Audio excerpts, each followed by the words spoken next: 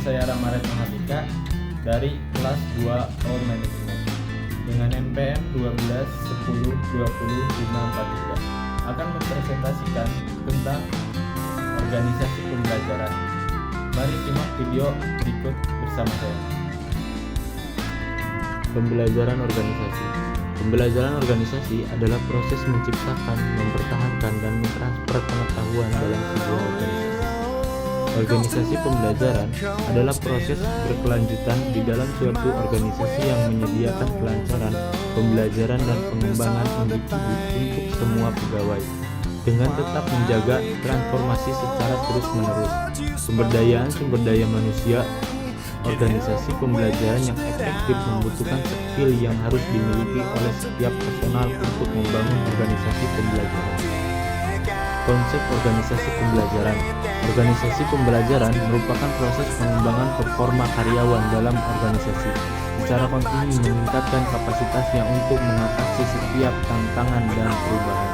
Organisasi pembelajaran adalah suatu konsep di mana organisasi dianggap mampu untuk terus-menerus melakukan proses pembelajaran mandiri, sehingga organisasi tersebut memiliki kecepatan berpikir dan bertindak dalam merespon berbagai perubahan yang muncul.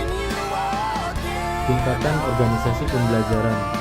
Ada beberapa tingkatan dalam organisasi pembelajaran. Yang pertama yaitu berpikir sistem, berpikir secara keseluruhan terhadap interaksi antar unsur dalam batas lingkungan tertentu yang bekerja mencapai tujuan. Prinsip berpikir sistem merupakan prosedur sistematis yang memiliki elemen-elemen sistem untuk mencapai tujuan. Hal ini sering juga disebut berpikir sistematik, systematic thinking. Dapat juga diartikan sebagai memikirkan segala sesuatu berdasarkan kerangka metode tertentu. Ada urutan dan proses pengambilan keputusan. Yang kedua, mental model.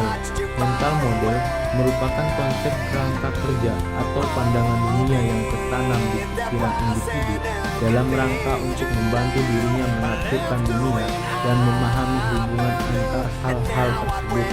Sebuah model mental dapat dikatakan juga sebagai representasi bagaimana dunia bekerja. Mental model menjadi alat berpikir yang digunakan untuk memahami kehidupan, membuat keputusan, dan memecahkan masalah. Ketika mempelajari mental model baru akan memberi Anda cara baru untuk melihat dunia. Ketiga, tim pembelajaran. Tim pembelajaran adalah upaya kolaboratif untuk mencapai tujuan bersama dalam kelompok. Tujuan dari pembelajaran tim adalah untuk mencapai tujuan melalui dialog dan diskusi, konflik dan rutinitas defensif, dan latihan dalam kelompok. Tim pembelajaran mentransformasikan pembicaraan dan keahlian berpikir sehingga suatu kelompok dapat secara sah mengembangkan otak dan kemampuan yang lebih besar dibandingkan ketika masing-masing anggota kelompok bekerja sendiri. Yang keempat, personal mastery. Personal mastery adalah faktor dari individu manusia di mana terjadi sebuah proses berkesinambungan bagi individu untuk memperdalam visi pribadi, fokus pada kekuatan diri sendiri, mengembangkan kesabaran diri serta melihat realita secara objektif. Seorang yang mempunyai personal mastery akan mengambil inisiatif, mempunyai sensitivitas yang lebih luas dan dalam untuk melaksanakan tanggung jawabnya di dalam pekerjaan yang dibebankan kepadanya. Yang kelima, membangun visi bersama. Kenyataan perjalanan terus-menerus sepanjang berhubungan dengan visi kepemimpinan yang memberi inspirasi pada organisasi, merupakan kapasitas untuk berpegang pada gambaran bersama akan keadaan yang ingin diciptakan di masa yang akan mendatang. Visi bersama merupakan suatu upaya membangun rasa memiliki komitmen dalam kelompok dengan membuat gambaran bersama tentang masa depan yang diciptakan dan prinsip-prinsip serta praktik-praktik penuntun untuk mencapai masa depan bersama. Teori pembelajaran dalam organisasi.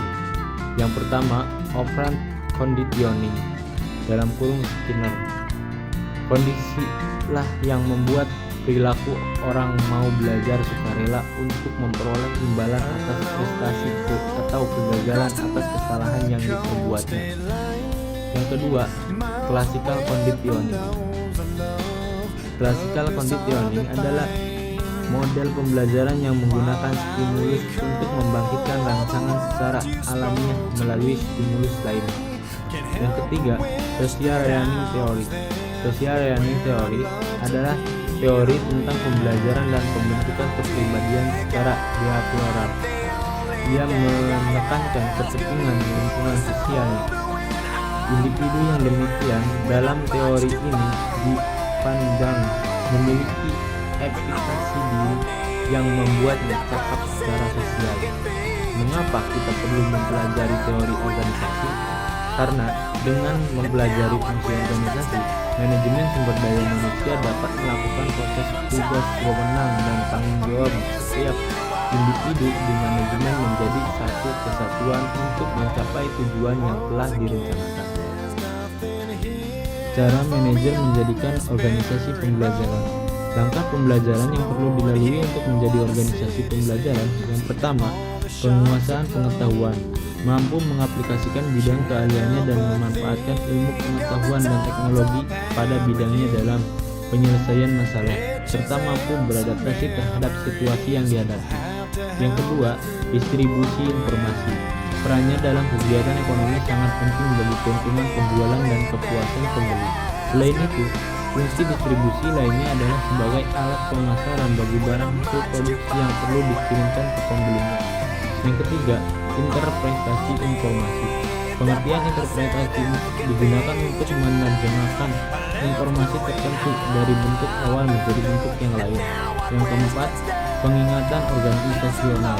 Pengorganisasian merupakan proses membagi kerja ke dalam tugas-tugas kecil, membebankan tugas-tugas itu kepada orang sesuai dengan kemampuannya dan mengalokasikan sumber daya serta mengkoordinasikannya dalam rangka efektivitas pencapaian tujuan organisasi. Terima kasih telah menyaksikan video saya. Jangan lupa like, komen, dan subscribe. Sekian dari saya. Wabillahi taufiq wal hidayah. Wassalamualaikum warahmatullahi wabarakatuh. See you.